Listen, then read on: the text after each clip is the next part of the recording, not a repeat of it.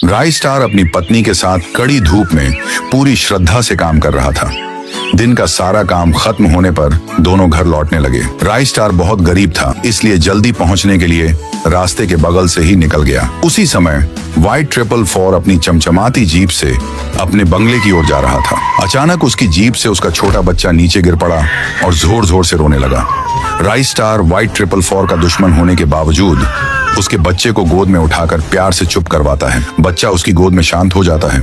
समय बीतता है, बच्चा बड़ा हो जाता है और राय स्टार व उसकी पत्नी उसे अपने बच्चों की तरह पालते हैं। सुबह जब बच्चा फ्रेश होकर स्कूल जाने के लिए तैयार होता है तो राय स्टार उसे स्कूल छोड़ने जाते हैं। जाते वक्त राय स्टार बेटे से कहता है, टिफिन पूरा खा लेना। बच्चा मुस्कुराकर जवाब देता है, ठीक है बाबा, मैं पूरा खा लूंगा। क्लासरूम में बच्चा बैठ जाता है और राय स्टार फिर खेत में काम करने लौट जाता है। कुछ घंटे बाद जब स्कूल छूटने का समय होता है तो राय स्टार बच्चे को लेने आता है। चलो बेटा, घर चलो, तुम्हें खेत की सैर करवाता हूँ। दोनों खुशी खुशी घर की ओर चल देते हैं, लेकिन जैसे ही झोपड़ी में प्रवेश करते हैं देखते हैं कि राय स्टार की पत्नी खून से लथपथ जमीन पर गिरी हुई है। राय स्टार रो पड़ता है, ये कैसी हालत कर दी किसने। बच्चा भी अपनी माँ को देखकर बिलखने लगता है।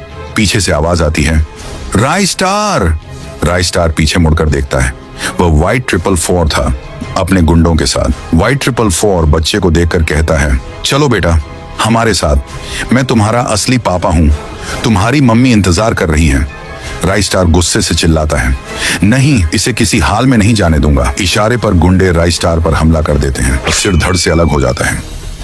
व्हाइट 444 बेरहमी से उसे घायल छोड़कर बच्चे को जबरदस्ती अपनी जीप में बैठा लेता है और चला जाता है। व्हाइट 444 बच्चों को लेकर अपनी पत्नी के पास आता है।